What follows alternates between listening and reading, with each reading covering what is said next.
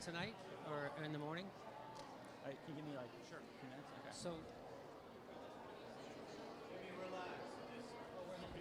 So we're live on the Facebook. Adam, Hello, Facebook. Are we live? we're on YouTube live. Oh, we're YouTube live on YouTube. I'm here. Now, hello, YouTube. Now, you used to be with Move On. You have a new organization. Tell people about it. We have a very new 7.5-year-old organization. No, cut it out. Called the Progressive Change Campaign Committee at boldprogressives.org. We have 1 million members. A lot of TYT listeners and viewers are our members, and vice versa.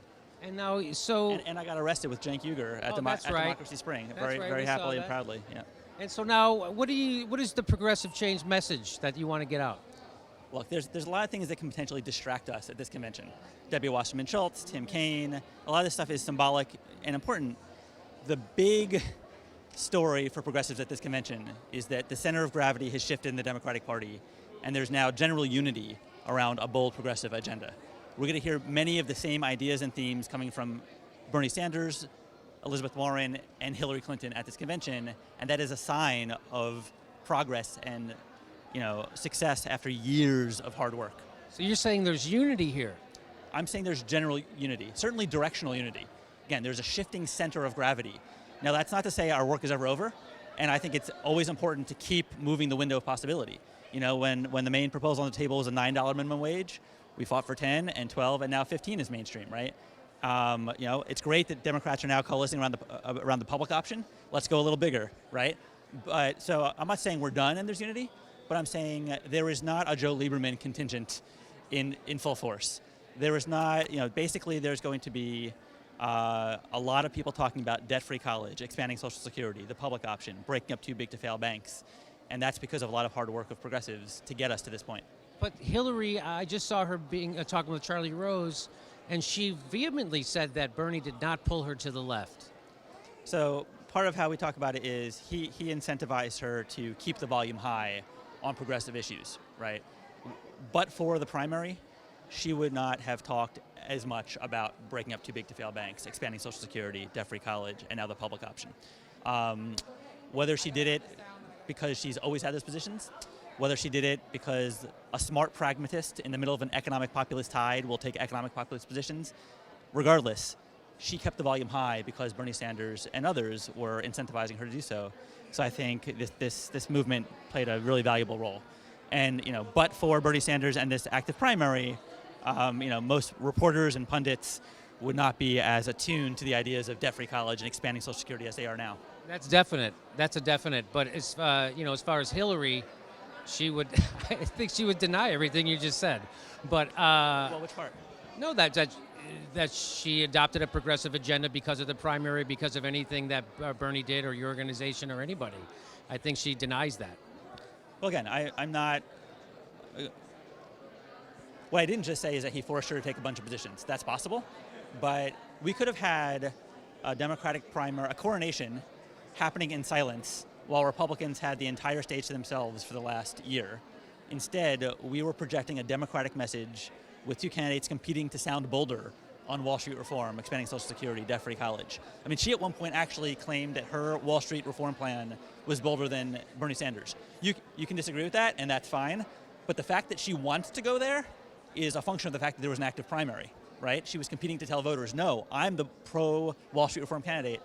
Great. Thank you, Bernie Sanders, for ensuring that we had an active discussion on our side, and that's what voters were getting. So would you, and I'll let you go after this, would you agree then with Ralph Nader when he's saying that what really is happening with Bernie's endorsement is, in a sense, he's setting her up to betray the progressives so then he could then use that to amplify his movement later? Please, in this convention hall, do not say the words Ralph Nader. I love Too Ralph soon. Nader. I know. I love his history. Too soon. Too soon. Give him. I think 20 years will be nice. No, I think there will always be the need to keep the pressure on and, quote, make her do it when she gets in there. But part of what we're incentivized, let's put it this way. If she went through this campaign and dropped all these progressive ideas after the primary, they were languishing as bullet points on her website as she went and talked about kind of fluff generalisms, we'd be in big trouble. The fact that she thinks it's a smart general election strategy to, in almost every speech, talk about debt-free college, in many speeches talk about expanding Social Security and Wall Street reform, and increasingly the public option, which came back out of nowhere, right? That it's important that she sees that as part of her self-identity and how she got elected. And that gives us a leg up when we get into 2017. But then we're going to have to keep the pressure on to make sure that what happens in the first 100 days is not the TPP, is not austerity or budget balancing stuff, but instead is debt-free college, expand Social Security, Wall Street reform. When I talk to you, I actually start feeling good. And I just know, but the inner cynic knows that I shouldn't let myself feel, because someone's going to come and smash me soon, from the Democrats, I mean, how do, you would like to think, so you think that the Democrats are moving in the right direction? Yeah, I don't think saying that they're moving in the right direction and saying that we still have a lot of work to do is intellectually inconsistent. What does that say? No, what does this say? Warren Wing. Warren Wing. No, they're sponsoring the Comcast. They're pro-TPP. There's only 6 companies that own all the media in the United States. They're one of them. And actually, can I please get a TYT network lanyard? I'd actually feel really good about that. Can I get one? Why don't we end it there? I'd feel much better about having that around my neck. No, you're right. Again, we will always have less money than them, and it will always be a fight to get things actually across the finish line. But 2 years ago, who would have predicted that Hillary Clinton would be campaigning on breaking up too big to fail banks, expanding Social Security, not cutting it, debt-free college, and again, the public option. Right? We can take some degree of a victory lap for moving the ball in our direction and being kind of the cause and in the middle of an economic populist tide, and we have more work to do.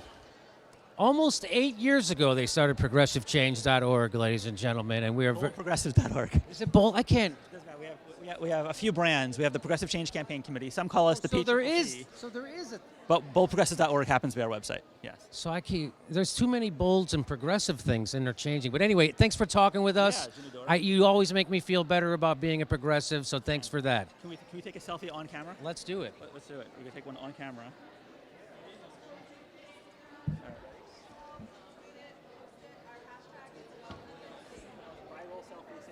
Since Ellen. Oh, sure.